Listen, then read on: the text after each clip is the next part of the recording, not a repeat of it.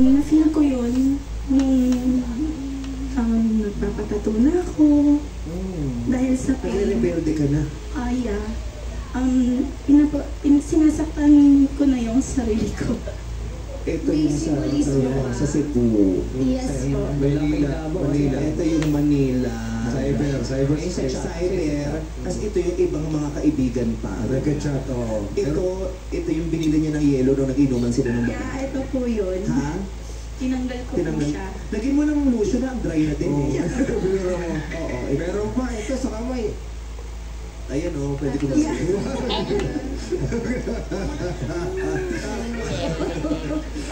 Kung binabasa pa kayo sa... Huwag ka nang bumuka ka ate. Okay, nakikita na namin yan. It's Butterfly ba? Tama. butterflies. Butterfly. Ito butterfly, unti-unti na naging parang langaw na itong dulo.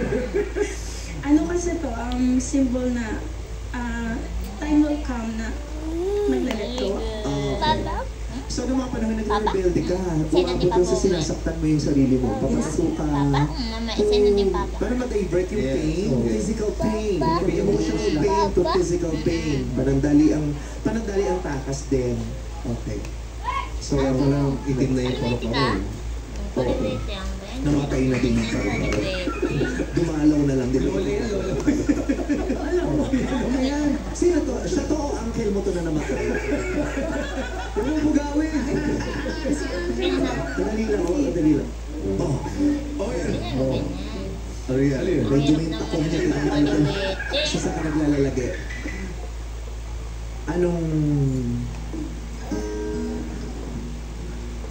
Anong realization mo dito? Ano nang tingin mo sa pag-ibig after ng ganyang experience? Na-trauma po ako. Like, hindi na po ako basta-basta maniniwala sa mga sinasabi ng ibang tao. Magkaka-trust issues ka talaga. Tama. Lalo na kasi masasarap yung mga binibitawan ng salita din sa akin. Pero paano ka nakipaghiwalay? Hindi ko po kasi kaya personal. So, tiniming ko po yun na ano po siya, sampa na. And then sinabi ko na po lahat kung ano yung nasa dibdib ko. Text? Tinext mo? Yes po. Chinat ko po siya ng masasakit na mga salita. Kung ano yung... ng nana na hindi mo na-text. Ang sakit nun, diba? Yun po. Yung nakorbo sa hagdanan na yung Tapi oo, yung gano'n, singaw na nilagyan ng asin.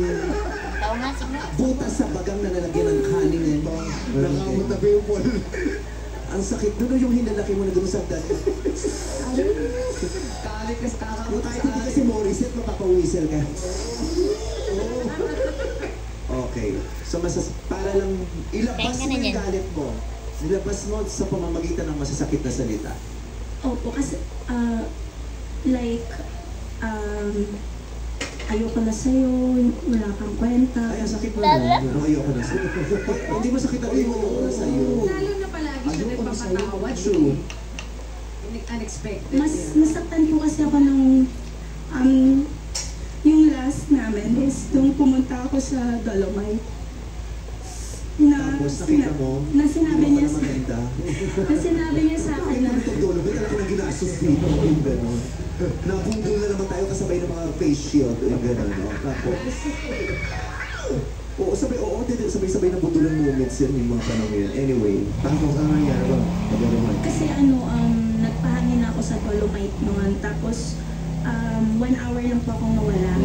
Yun na po yung time na chinat mo yung girl para mag-meet sila. 1 hour ka lang. Isang oras lang? So, pagbalik ko, sinuyo pa rin niya ako na parang walang nangyari. It's 2018. And then, noong 2020, pa siya nag-confess sa akin. Na may nangyari? Apo. So, yung cheating, yung womanizing, ano siya eh. Sa una, it becomes your mistake. Pangalawa, it becomes your weakness kasi naulit. Until it becomes your lifestyle.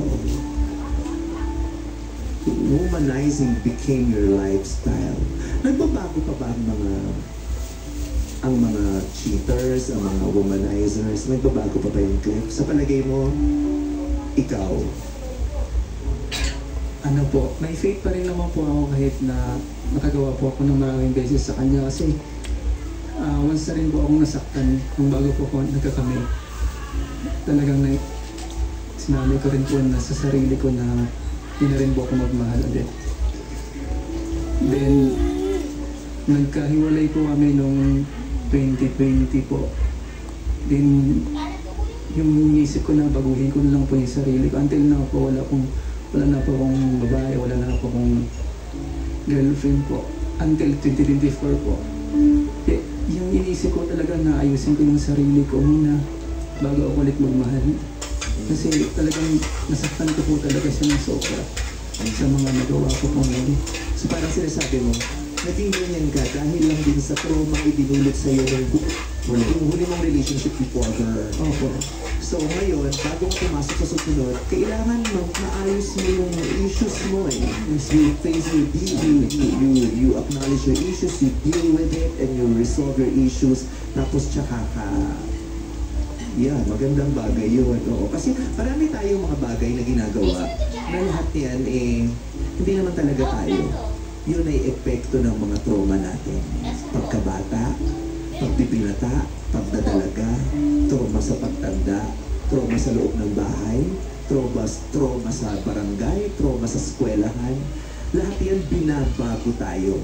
Lahat naman tayo nagsimulang purong-puro eh. Mabubuting tao, mabubuti ang puso, hanggang sa binago tayo ng napakaraming iba't ibang mga pangyayari sa paligid natin. Kaya tama yun, you acknowledge kung ano bang mga issues mo, ano nangyari sa'yo noon, ano rin yung epekto nito, gusto mo ba yung mga epektong to? Ngayon aalamin mo paano mo matutulungan ng sarili mo to become a better person. And you deserve another chance and get to redeem yourself. Diba? Redeem your, ilan taon ka na? 34. Kaya yan. Malay mo next year, 35 ka. Siyempre, tapos ito naman, darating naman Diba? Pero, So may chance, diba? Yung iba na-redeem ang self, nakapagbago ng 40. Ikaw, malay mo sa 35, diba? Lahat tayo, kaya. nung nagkamali tayo, choice naman natin yun eh. Kaya kung makakabawi tayong lahat, choice din natin. Yun. At mga silipin. Sisi naman Yeah. si Cliff. At papalakpakan ka namin sa susunod na pagkikita natin. Ay, ang ganda na ng development ng nangyari kay Cliff. At lahat naman tayo deserve. At ikaw din, Runa, napatawad mo naman ba ang sarili mo? Yes po. Kasi may mga pagkakataon, sinisisi natin eh. Oo yun.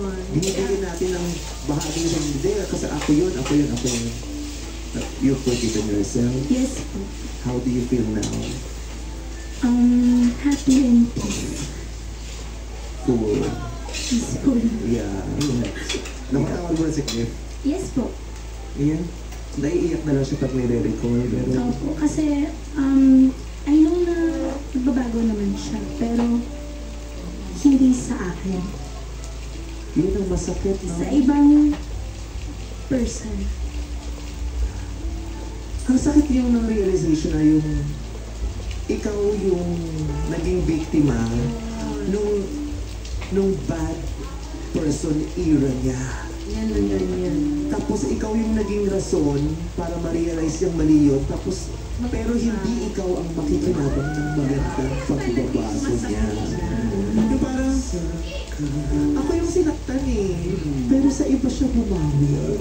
Ikaw yung nag-forgive, Iba siya nag-sacrifice, nagmahal. Ako yung biktima eh. Pero bakit nung bumuti siya sa iba Nakinabang. naranasan niya? Well, hindi mo na nakuha sa kanya. Makukuha mo sa maraming pagkakataon, Yeah. sa maraming paraan, sa ibang tao din, nang baka mas higit pa. And we will all root for the both of you. We are rooting for you, Cliff, we are rooting for you. Yeah. Yes. May pag-asa ko. Yes, malay mo, isa sa mga tatlong taong nasa likod ng kurtina yan. Kaya let's start the search. Okay. Runa, it's time to meet our search number 1. Reveal.